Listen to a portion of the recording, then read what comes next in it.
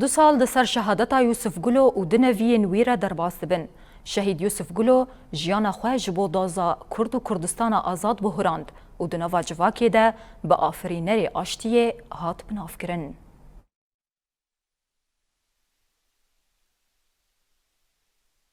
د درێژاهیا دیرۆکê de heta gelek malbatên Kurd ên ku xwedûrî desthilatê û dewletê kirine, xwe ji pêşengtî û serokatiya sexte parastine, bi bandor bûne û di bîra civakê de cihgirtine. Malbata Gulo ku di oxira doza Kurd de bêsînor fedekarî nîşandan, bi sekna xwe ya welatparêziyê û israra xwe ya têkoşînê, bûne mînak di civaka Kurdistanê de. Malbata Gulo ku li bajarê Qamişlo bi cih dibe, di salên dirêj ên tijî têkoşîn de pazdeh keç û xortên xwe li çiyayên Kurdistan û xaka Rojava fedayî doza Kurd kirine. Herî dawî nehê mijdara 2021 ji wê malbatê AP Yusuf Gulo di encama êrîşa hewayî ya dewleta Tirka dagirker de tevî du neviyên xwe Mezlûm û Mihemed Gulo li taxa Hilêliyê gihîştin asta şehadetê. Bavê Yusuf Gulo Mihemed İbrahîm ji ber zilma dewleta Tirk ji gundekî Nisêbîniyê Bakur berê xwe da bû Rojavayê Kurdistanê. AP Yusuf Gulo jî serkêşiya welatparêziyê ji bavê xwe wergirt. Beriya naskirina tevgera azadiyê beşdarî xebatên Partiya Komünîst bû. Piştre tev li xebatên Partiya Demokratîk bû. Piştî wê jî dibe berpirsê Komîteya Şaxiya Partiya li Qamişlo. AP Yusuf di destpêka salên 1960 de xwest di nava xebatên Partiya Demokrat a Kurdistanê pedekê de cih bigire lê ji ber kiryarên partiyê beşdar nabe. Sala 1966 li mala AP Yusuf konferansek tê larxistin û Partiya Çep li Sûriyê tê avakirin. AP Yusuf tevî endamê malbata xwe di nava tevgerê de cih digire. 4 sal piştî destpêkirina şerê çekdarî pêngava pazdê tebaxa 1984 kurê AP Yusuf Nureddin Gulo ku bavê 4 zarokan bû sala 1988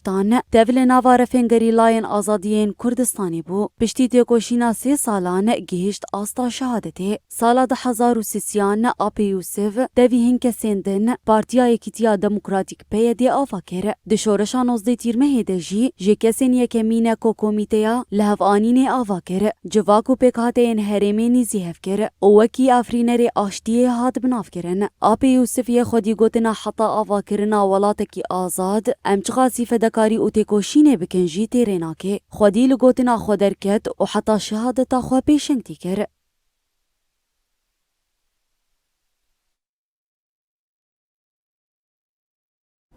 انجمن مالباتن شهیدان قامشلو ایرو به مراسمک شهید یوسف گلو، مظلوم گلو و محمد گلو به بیرانی. مراسم بیرانین لچارخره شهید یوسف گلو به وجداری شنین بازار قامشلو مالباتا گلو هاتل دارخستن. د مراسم ده لسر ناو پارتیا یکیتیا دموکراتیک PYD هات دیار کرن کو دولتا ترک داگر کر. راست پیشنگ و کسایت خودی باندور د جواکې ده هدف دگره. هر وها هاتا گوتن کو اوی شوبدارین خطا تکوشینا AP یوسف گلو بن. لعالیه کیدن لسر ناو مالباتا گلو نجاح گلو آنی زمان کو اوی تکوشینا مالباتا گلو یاجبو کردستان کا آزاد دوام بکن. حاجتا ویر حی AP یوسف ام بحاجتا ویر راستیاوینا و دیسا جی ام دبیجن AP یوسف مظلوم محمد